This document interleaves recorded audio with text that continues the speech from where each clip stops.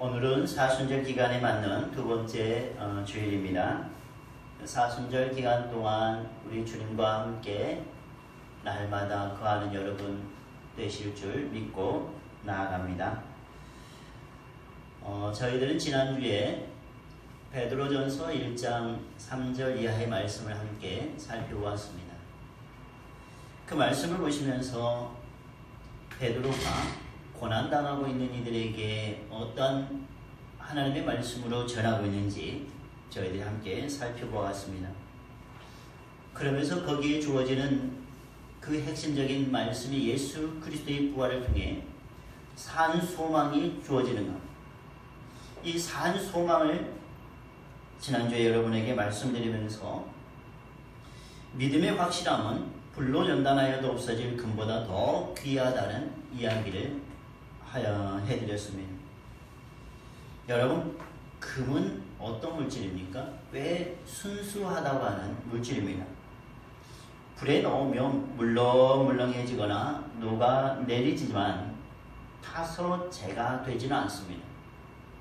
하지만 금광석에는 없애버려야 할 그런 불순물들이 가득가득 섞여 있습니다. 그 금광석을 불 속에 넣으면 잡티들은 다 타서 없어져 버려요.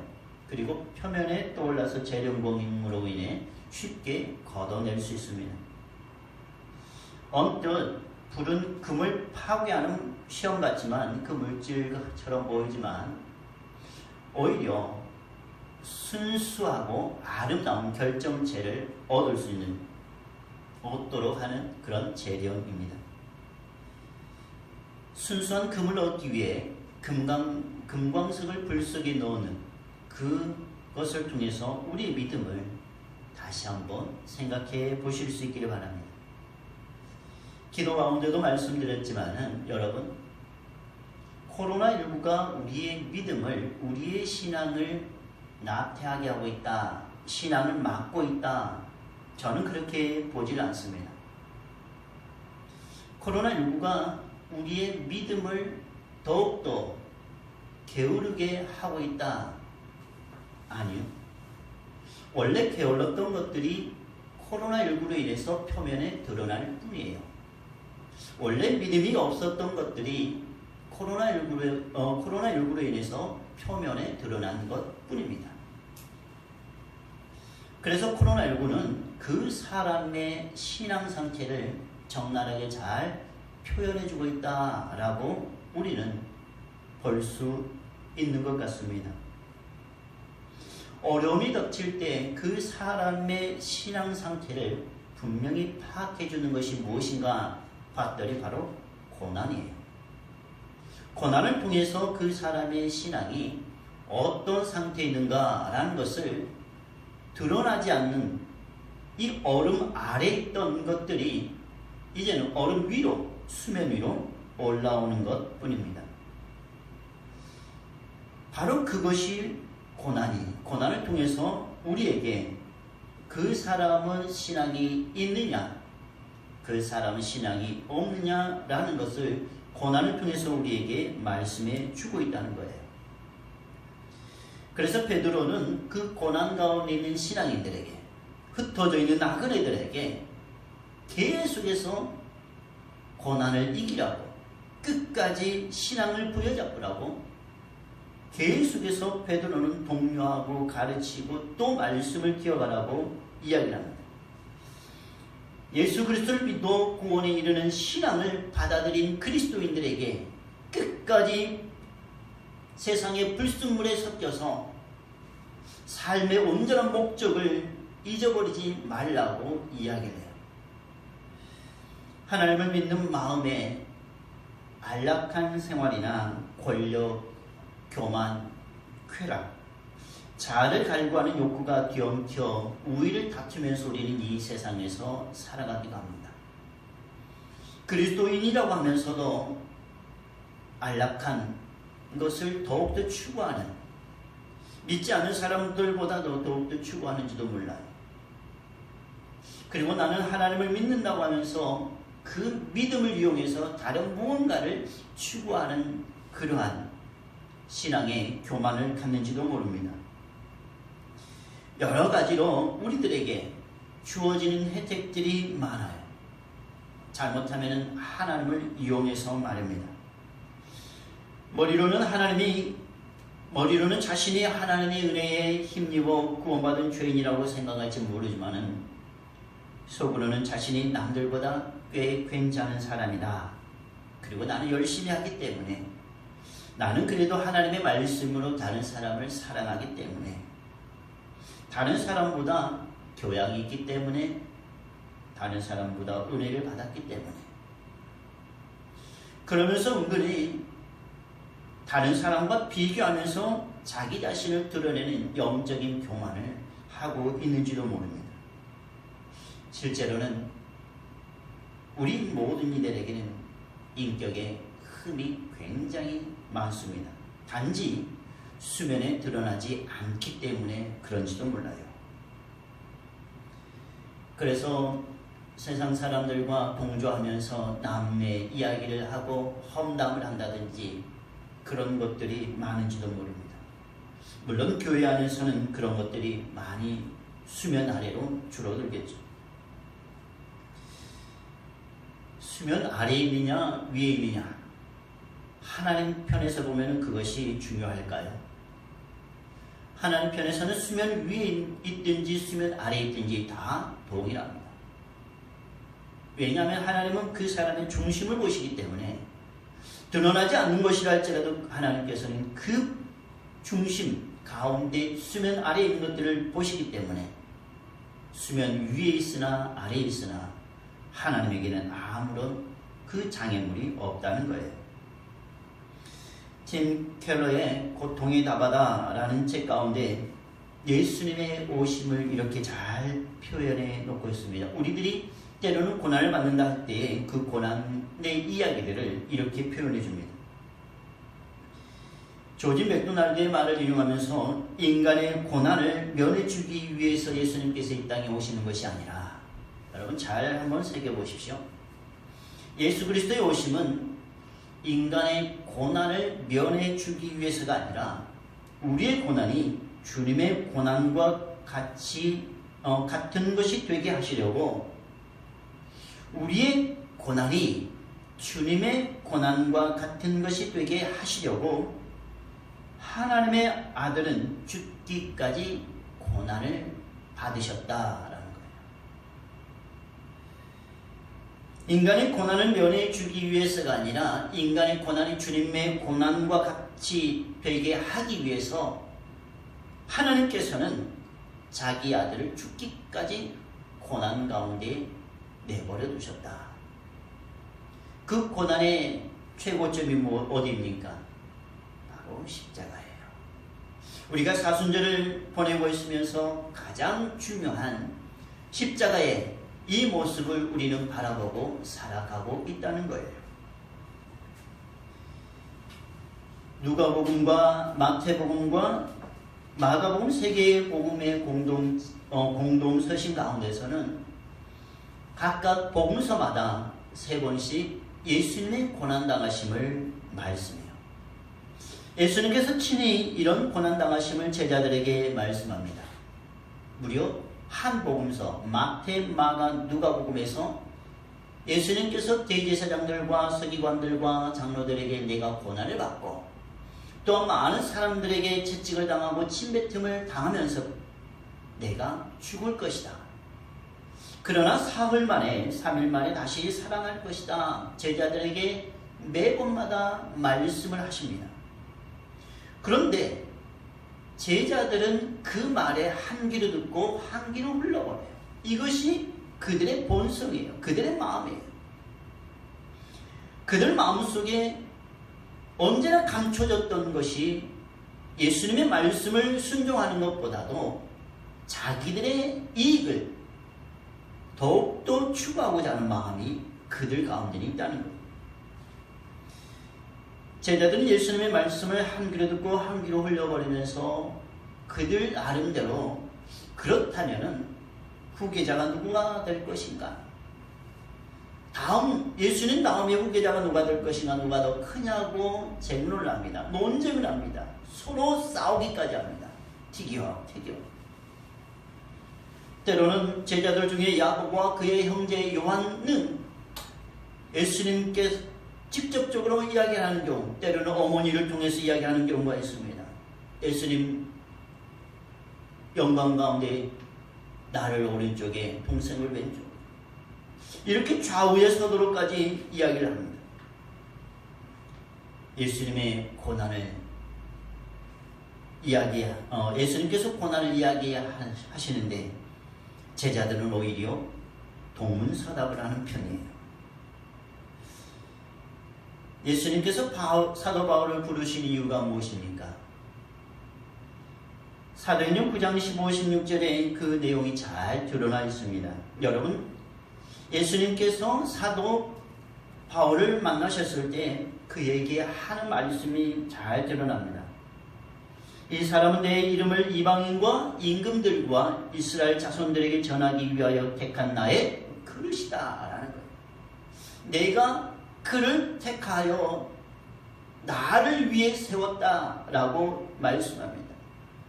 그런데 나를 위해 세우시는 예수님께서 사도 바울을 어떻게 사용하시는가 하면은 그가 내 이름을 위하여 얼마나 고난을 받아야 할 것을 내가 그에게 보이리라 말씀합니다. 내가 그 이름을 위하여 얼마나 고난을 받아야 한다 그럽니다. 여러분, 우리가 신앙생활을 하고 내가 그리스도인이 되고 때로는 하나님으로부터 선택을 받았다라고 생각되어지면은 이제는 앞길이 쫙 열려야 되지 않는가요? 만사 형통되어야 그래도 신앙생활을 하는 그런 보람이 있는 것이 아닙니까?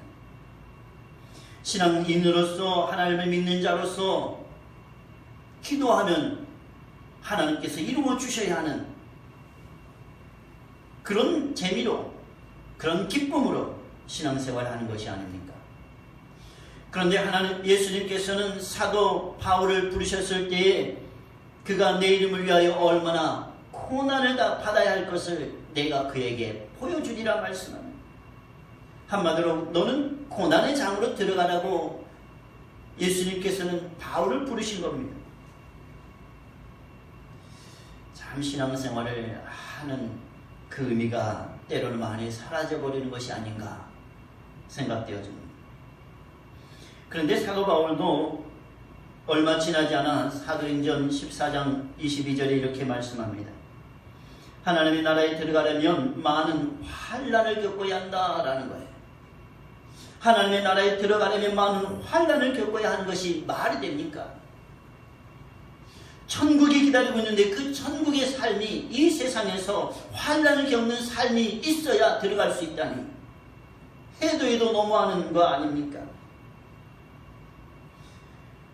이런 이야기들을 믿지 않는 사람들에게 이야기하면서 전도하면은 내가 왜 그런 고난을 받아? 내가 왜 그런 고난을 받아야 되는지 도무지 상상이 안 갑니다. 차라리 그럴 바에는 고난받지 않고 그냥 이 세상에 내 마음대로 살다가 죽겠다고 이야기하는 사람도 도로 있습니다. 하지만 바울은 계속해서 그 고난의 의미를 이야기합니다. 그리고 자기 자신이 받은 고난까지도 이야기해요. 모든 고난을 받고 그 고난을 감수하였던 바울은 그 모든 역경을 어떻게 이겨내야 하는지를 고린도후서 1장에 자기의 체험담을 이야기하면서 계속해서 소망을 이야기합니다.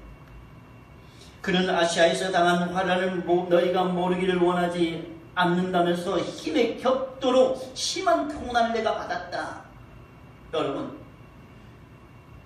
여러 차례에 바울은 편지를 통해서 로마서 8장 35절과 또한 고린도전서 4장, 고린도후서 4장과 6장, 11장, 12장 자기 자신이 얼마나 아시아에서 고난을 당했는지, 퇴장을 맞고 죽을 뻔했고, 돌에 맞아 죽을 뻔했고, 또 배가 파손되어 죽을 뻔했고, 무엇을 위해서입니까? 그가 받은 복음을 위해서입니다. 예수 그리스도의 복음을 위해서, 예수 그리스도의 죽으심과 또한 부활을 자기 자신의 명예를 위해서 전하는 것이 아니라 예수 그리스도의 죽으심과 부활, 십자가의 죽으심, 오직 그것을 위해서 자기 자신의 모든 삶을 지금되어 드리고 살아갑니다. 그래서 그는 살 소망까지 끊어질 위기에 당했다라는 거예요. 그런데 여러분, 그가 고백하는 내용이 있어요. 하루하루 내가 살 소망까지 끊어지는 그런 위기에 봉착했지만, 그러나 단 하나 그런 아픔이 있었던 그 이유는, 나에게 모든 소망이 다 끊어질 그 위기에 닥쳤지만, 그러나 그 이유는 8절과 9절 말씀에 바울은 고백합니다. 우리가 자기를 의지하지 말고, 여러분 자기를 의지하지 말래요. 오직 죽은 자를 다시 살리시는 하나님만 의지하게 하려고 내려주신 그 뜻이 바로 고난의 장이라고 합니다. 금광석, 그것이 좋은 것 같지만 그러나 그것의 가치는 별거 없습니다.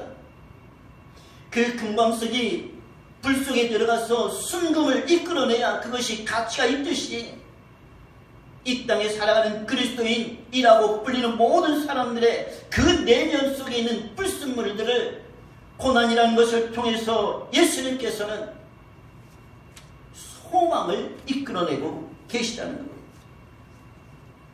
그러나 무조건 고난을 주지는 않으십니다. 반드시 위로를 허락하십니다. 여러분, 이 세상에 살아가면서 고난으로만 끝나고 살아간다면 참 삶이 재미없어요. 정말로 재미없습니다.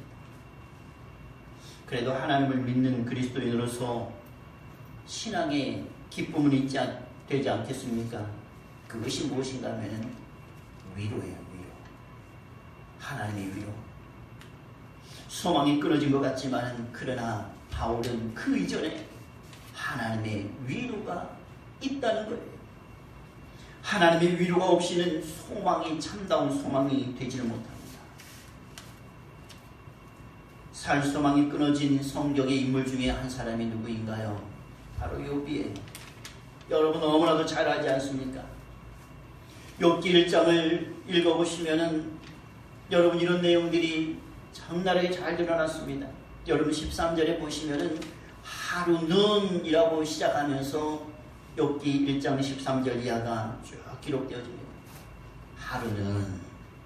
그런데 여러분, 하루는 이 단어 가운데 앞으로 펼쳐질 이야기들이 심상치 않다는 것을 직감할 수 있습니다. 하루는. 그러면서 스바 사람이 소와 나귀를 빼앗아갔습니다 하면서 한 종이 욥에게 찾아와요. 그런데 더욱 중요한 것은 뭔지 아십니까?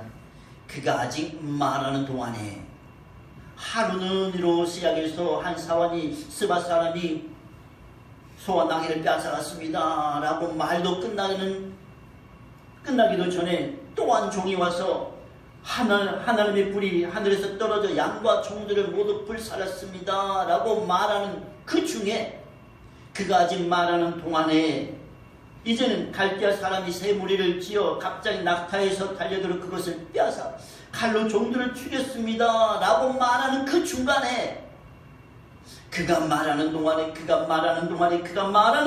계속해서 매 절마다 그가 아직 말하는 동안에 욥에게 청천명력 같은 소식들이 들려옵니다. 네 번째로 들려오는 소리가, 맏아들의 집에서 잔치를 하는데 심한 바람이 몰아쳐서 그 아래 있던 자녀들이 다 죽었습니다. 모두 죽었습니다. 청천벽력 같은 소리를 접합니다. 그가 말하는 동안에 한 번의 고난이면 좋습니다. 한 번의 그 고통이면 좋습니다. 그래도 이길만 해요. 양, 소, 나귀 없으면 좀 어때요? 그래도 그건 이길만 해요. 그런데 남은 자식들이 다 한꺼번에 몰살당해버립니다. 이길 수 있습니까? 정말로 이길 수 있습니까? 못 이길 것 같아요. 한 자녀만 죽어도 정말로 가슴에 새기고 못 있는데,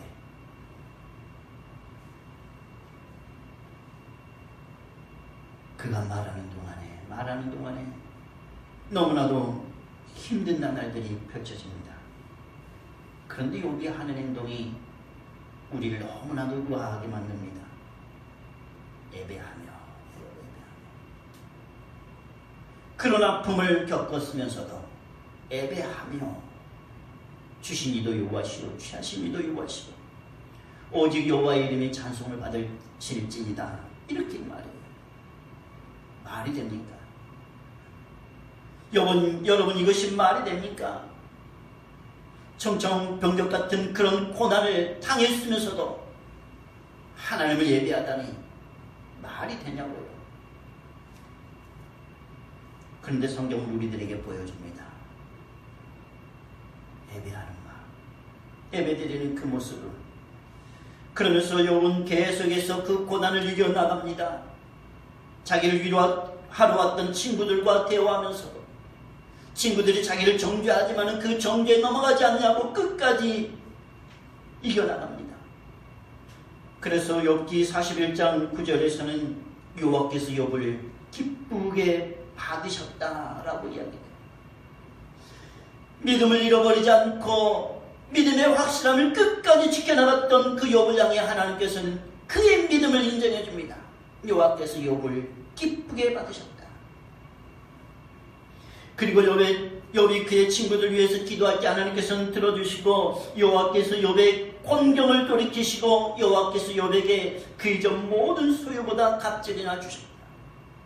여러분, 포커스는 모든 소유보다 갑절이나 받았던 것이 아니에요. 여호와께서 욥의 곤경을 돌이키셨다라는 거예요. 그에게 주었던 아픔, 그에게 허락했던, 그에게 용납해 주었던 그 아픔을, 그 고통을 하나님께서 이제는 돌이켜 주셨다. 회복시켜 주셨다. 여호와께서 그에게 내리신 모든 재앙에 관하여 그를 위하여 슬퍼하고 위로하셨다. 41절에서는 이제는 하나님께서 욥에게 엄청나게 위로하시고 엄청나게 그를 위하여 기뻐하시는 모습을 우리는 발견합니다. 고난이 아니고 고난을 하나님의 자녀 되게 하는 그 욥으로 만들어 가시는 것을 우리는 보고 있습니다. 짐 켈러의 고통의 다바다라는 마지막 그 단원에 보시면은, 저는 그 마지막 단원을 오늘 제목으로 삼았는데, 지금 예수로 소망할 수 있다라는 거예요. 여러분, 마지막 단원이 지금 예수로 소망할 수 있다, 이 제목 아래에 영혼의 시각에서 영혼의 시각으로 현재를 바라보라 라고 표현돼요. 현재 가운데는 아픔이 있어요. 아픔, 육체의 아픔, 또 정신의 아픔, 관계의 아픔. 수많은 우리가 사회생활을 하다 보면은 그 안에는 아픔이 참 많습니다. 내 마음 같지 않네 라는 거예요. 얼마 전에 아는 목사님하고 자녀에 대해서 상담을 해 나갈 때에 자녀가 참 공부를 안 한다 그러는데, 저는 공부에 대해서 관심이 많으니까 상담을 하고, 공부를 안 하고 날마다 잠에 취들었다고, 보니까 잠을 많이 잤더라고요. 그래서 그 목사님이 이야기를 하면서, 여기서는 공부를 열심히 하니까 열심히 하고, 그러면서 이야기 나눴던 대화 중에 하나가, 제가 그렇게 말씀드렸어요. 목사님 마음 같지 않죠? 다 그럽니다. 저 자신도 저 마음 같지 않은데 하물며 자녀들이 우리 마음 우리의 마음과 같겠습니까? 맞아요. 저도 제 마음 같지 못하는 때가 얼마나 많아요. 그러지 않는가요? 저도 제 마음 같지 않은 때가 많아요. 아무리 낳은 자식이라도 부모만 같지 않아요. 사랑하는 여러분, 우리에게 고통이 있다 할지라도 그 고통으로 무너지는 것이 아니라 예수로 소망할 수 있는데요. 그 예수님이 이끌어 가시는 곳이 오늘 본문입니다. 21절 말씀이에요. 요한계시록 21절에 보시면 이런 말씀들이 잘 드러나 있습니다. 여러분 함께 보실까요? 요한복음 21장에 보면은 새 하늘과 새 땅, 그리고 1절에 보면은 새 예루살렘, 이 새롭다라는 것을 잘 드러내고 보여줍니다. 그러면서 또 5절에 보시면은 만물을 새롭게 한다라고 해요. 새로움을. 그래서 이전에 모든 것들을 다 없이 해주는, 새롭게 해주시는 예수님, 그것이 바로 새하늘과 새 땅 천국이에요. 지금 예수로 소망할 수 있는 것은 이 세상에서의 고난으로 끝난 것이 아니라 우리를 하나님의 나라, 하나님 보좌로 이끄는 그런 소망이 있기 때문에 우리는 지금 이 시대를 이겨낼 수 있다는 겁니다. 또 보면은 여러분 3절 한번 보실까요? 내가 들으니 보좌에서 큰 음성이 나서 이르되 보라, 하나님의 장막이 사람들과 함께 있으매. 이 함께라는 말, 그들과, 하나님이 그들과 함께 계시고 그들은 하나님의 백성이 되고 하나님은 친히 그들과 함께 계셔서, 이 with, 공동 함께라는 말, 얼마나 아름다운지 몰라요. 하나님의 장막이 함께 하시고 하나님이 함께 하시고 그들이 하나님의 백성이 되고 하나님이 그들의 부모가, 아버지가 되고, 그것도 뭐예요? 친히라는 거예요. 친히. 하나님 그렇게 하신다는 거예요. 그리고 하나님의 나라는 4절에 모든 눈물을 그 눈에서 뭐예요? 닦아주시네. 하나님이 닦아주시네. 그 고난은 마치 욥에게 처음에는 사탄을 통해서 많이 허락했잖아요. 용납하셨지 않습니까? 그러나 마지막에 하나님이 돌이키시는, 그리고 그를 회복해 나가시는, 그것이 바로 하나님의 나라가 아니겠습니까? 욥기에서 하나님의 나라를 발견할 수 있듯이 오늘 요한계시록 21장에서 분명한 것은 마지막에 하나님의 나라를 우리에게 산소망으로 말씀해 주고 있다는 거예요. 모든 눈물을 그 눈에서 닦아주시니 다시는 뭐예요? 사망이 없습니다. 다시는 내통하는 것이 없습니다. 다시는 곡하는 것이 없습니다. 다시는 아픈 것이 없다. 처음 것들이 다 뭐예요? 지나갔다. 그러면서 보라, 내가 만물을 새롭게 한다. 말씀. 계속해서 말씀한다. 이른다. 이르노니. 그러면서 5절 마지막에 뭐예요? 신실하고 참되니 뭐하라? 기록하라. 이 기록한다는 것은 그냥 말로 끝내버리는 것이 아니라 이걸 이제 자료로 남기라는 걸 확실하게. 그래서 이것은 변함이 없다는 겁니다. 기록하라는 것은 그만큼 확고하다는 거예요. 확실함. 그분이 바로 알파와 오메가 되시는, 처음과 마지막이 되시는 그분이 우리에게 산소망을 주시면서 기록해라. 다시는 그런 것들이, 이전에 아픔과 곡하는 것, 이런 것들이 없을 것이다. 기록해라. 그리고 그분이 우리에게 생수를, 생명수 샘물을 주신다. 목마른 자 없게 값없이 주시는 그 생명수가 뭡니까? 성령이에요. 요한복음 4장 10절과 요한복음 7장 37절에서는 생명수를 주시는 그것이 바로 성령. 근데 로마서 8장에 보면은 이 성령을 받은 자만이 하나님을 아버지라고 부를 수 있는 거예요. 양자영을 받음으로써 이제는 아빠, 아버지라고 부를 수 있는 그 사람이 누구냐면은 영을 받은 사람만이에요.